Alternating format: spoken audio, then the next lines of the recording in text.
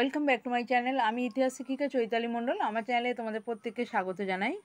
আজকে আমি তোমাদের সঙ্গে তোমাদের CC5 পেপারের একটি গুরুত্বপূর্ণ 5 নম্বরের টিকা, মোহাম্মদ বিন তুগলক দিল্লি থেকে দেবগিরিতে রাজধানী স্থানান্তর করেছিলেন কেন,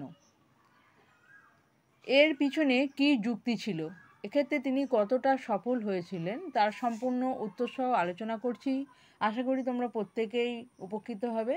প্রত্যেককে বলবো ভিডিওটি স্কিপ না করে প্রথম থেকে শেষ পর্যন্ত দেখো এবং উত্তরটি ভালো করে বুঝে নিয়ে নিজেদের প্রিপারেশন শুরু করে দাও।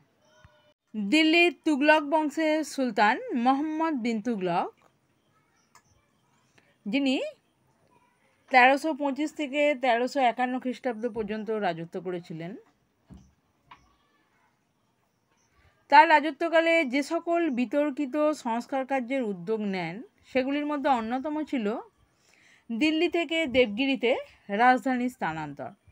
তিনি 1326 থেকে 1327 খ্রিস্টাব্দ নাগাদ দিল্লি থেকে 700 মাইল দূরে দেবগিরিতে রাজধানী স্থানান্তরের পরিকল্পনা গ্রহণ করেন। তিনি দেবগিরির নতুন নাম রাখেন দৌলতাবাদ। দিল্লি থেকে দেবগিরিতে যাওয়ার সুবিধার জন্য তিনি সুদীর্ঘ পথের দুধারে বৃক্ষরোপণ ও সরাইখানা স্থাপন করেন এবং দিল্লির আবাল বৃদ্ধ বনিতাকে দেবগিরিতে যেতে বাধ্য করেন। কিন্তু মোহাম্মদ বিন তুগলকের এই রাজধানী স্থানান্তর কার্যটি কতটা যুক্তিসঙ্গত ছিল তা নিয়ে ঐতিহাসিকদের মধ্যে বিতর্ক লক্ষ্য করা যায়। প্রথমেই আমরা কিছু সপক্ষে যুক্তি দেখে নেব।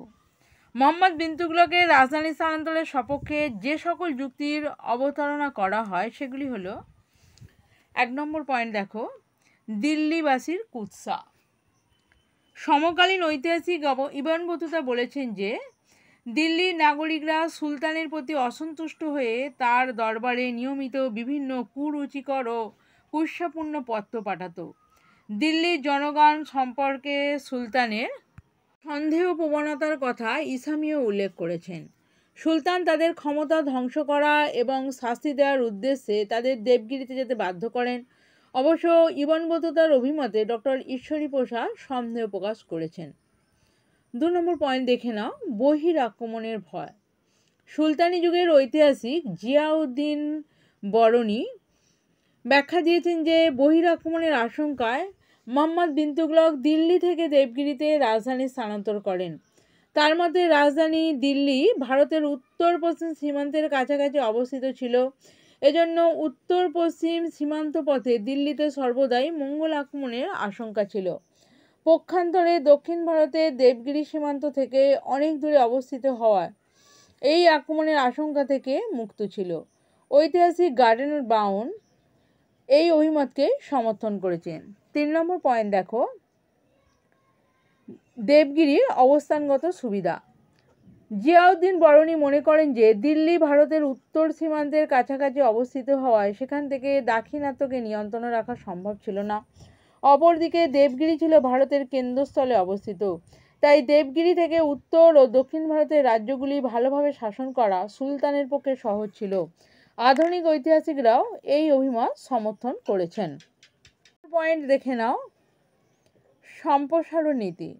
সুলতানি শাসন দীর্ঘকাল ধরে উত্তর ভারতে চালু থাকায় সেখানে এই শাসন সুদৃঢ় হয়েছিল, কিন্তু দাক্ষিণাত্যের নববিজিত অঞ্চলগুলিতে এই শাসনের ভিত্তি খুব শক্ত ছিল না। তাই মোহাম্মদ বিন তুগলক দাক্ষিণাত্যে সুলতানি শাসন সুপ্রতিষ্ঠিত করার জন্য সেখানে একটি কেন্দ্র প্রতিষ্ঠার প্রয়োজনীয়তা অনুভব করেন। এছাড়া দাক্ষিণাত্যের বিপুল অর্থ সম্পদ সুলতানি শাসনে কাজে লাগানোর জন্য সেখানে একটি রাজধানী স্থাপন করা সুলতানের পক্ষে দরকারও ছিল। শেষ পয়েন্টটি দেখে নাও, দাক্ষিণাত্যে মুসলিম সংস্কৃতির প্রসার। আধুনিক ঐতিহাসিক doctor Habibullah, doctor Habib, doctor Mehedi Hossain প্রমুখ মনে করেন যে দক্ষিণ ভারতে মুসলিম জনসংখ্যা বৃদ্ধি করা ও মুসলিম সংস্কৃতির প্রসার ঘটানোর রাজনৈতিক উদ্দেশ্য নিয়ে মোহাম্মদ বিন তুগলক দেবগিরিতে রাজধানী স্থানান্তর করেন। তিনি দেবগিরিকে দক্ষিণ ভারতের মুসলিম সংস্কৃতির কেন্দ্র হিসাবে প্রতিষ্ঠা করার কথা চিন্তা করেন।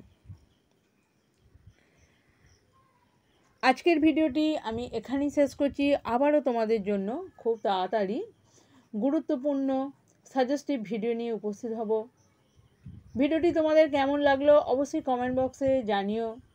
যদি ভিডিওটি ভালো লাগে অবশ্যই একটি লাইক কমেন্ট করো, এবং চ্যানেলে নতুন হয়ে থাকলে এই ধরনের গুরুত্বপূর্ণ ভিডিও সবার আগে পেতে অবশ্যই চ্যানেলটা সাবস্ক্রাইব করে রাখো। আজকে এই পর্যন্তই, ধন্যবাদ।